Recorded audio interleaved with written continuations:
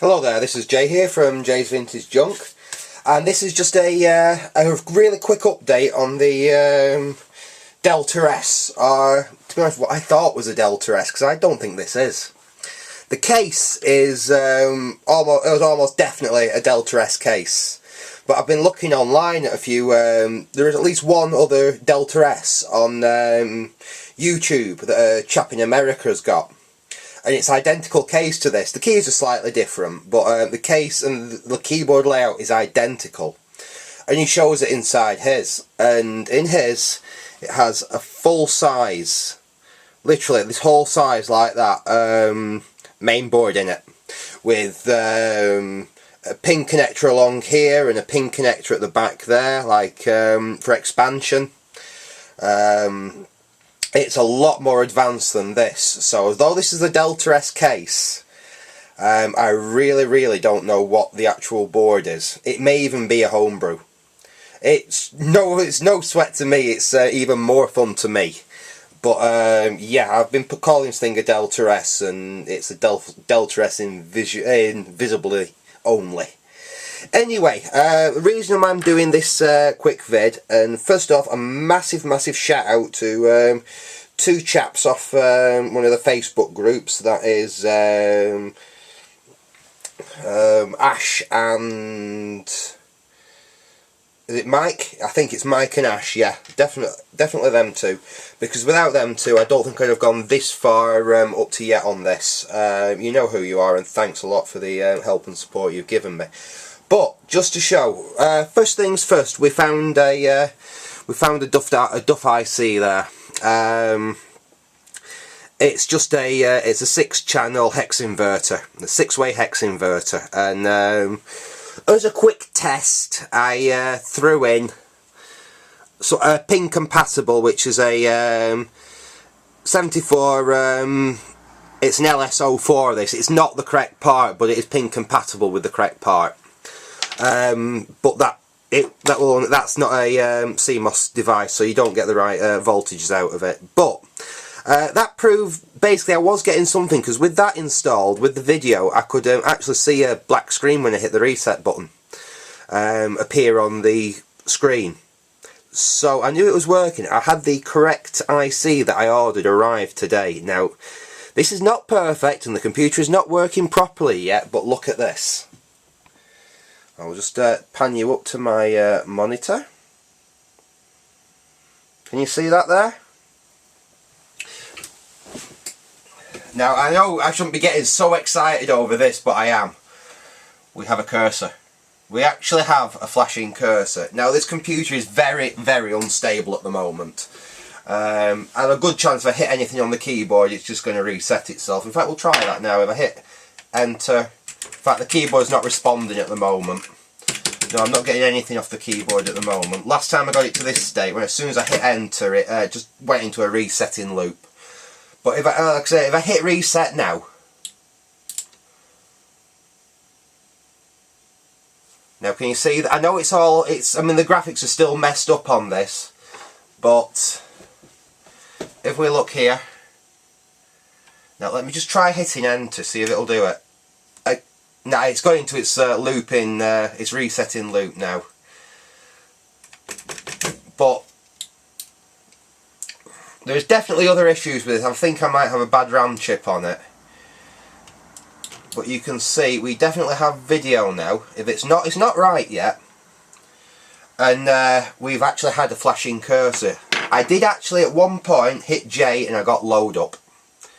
But there is definitely some issues, some conflicts between the keyboard, and probably the timings are wrong, or the addressings are wrong, because when I hit that it just goes into this reset loop. But the computer has life. It certainly isn't completely dead, and hopefully from here we should be able to get it working. Now, the odd thing is, at the moment, I can't actually decide what signal I'm getting out of it, to be honest. It's meant to be RGB with a sync line.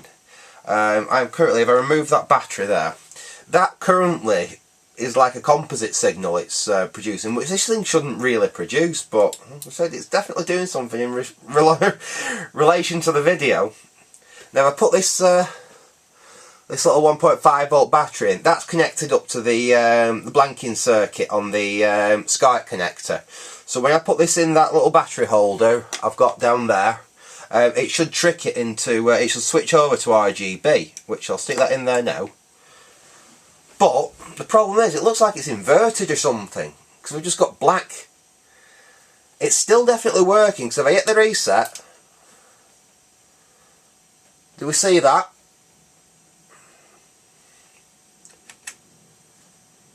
There we go.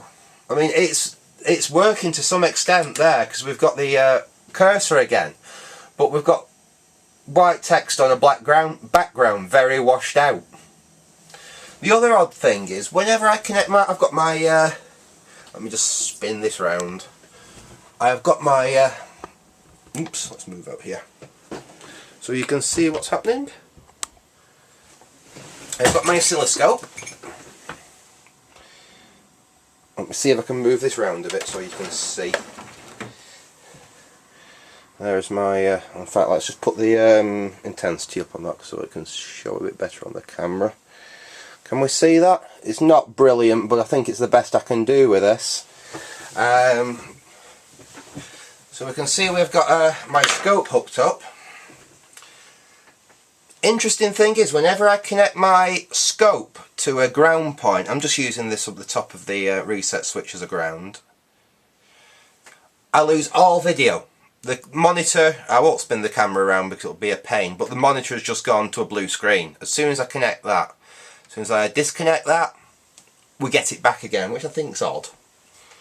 But anyway, the reason I'm connecting my scope up is so I can show you what I'm getting on each lines.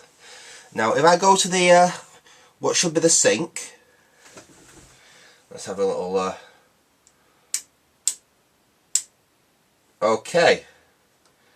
Now that is what I'm getting, oops, there we go, that's stable. That's what I'm getting on my sync line. Now I have got 0.2 volts per division there, and the time by division is set to 20 ultraseconds or microseconds or whatever they are. 20 of them things.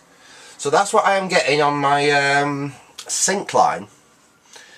Now let's go to the green. So this should be the RGB. Well, green's the easiest to get to, so we'll just connect to the green there. Let me just bring that down. Now that, to me, doesn't look too bad. Yeah, there we go. Just take that down a little bit. Let's bring that up. Now as a RGB signal, like I said, that's on the green. That looks okay to me. That certainly doesn't look bad. And so we go back over onto the sync. There we go, that's what we're getting on the sync. That's now set at 0.5 volts per division. And then if we go to the green of the RGB lines, so that's not looking too bad. I'm not sure about that on the sync. I don't think the sync's looking right. Is that inverted? But, as I have said, if we spin this round, as you can see, it's not very easy to see unless I, that's with the blanking set, so it's spewing out RGB. If I take the battery out, so it's spewing composite, there we go, that's what we're getting out of it. Now this is really weird because this thing shouldn't output composite. But there we go. Anyway, I've just stuck this up so you can have a look how far I'm getting on with this. So any suggestions will be very, very gratefully received. So I will leave it at that. Thanks for watching, and goodbye for now.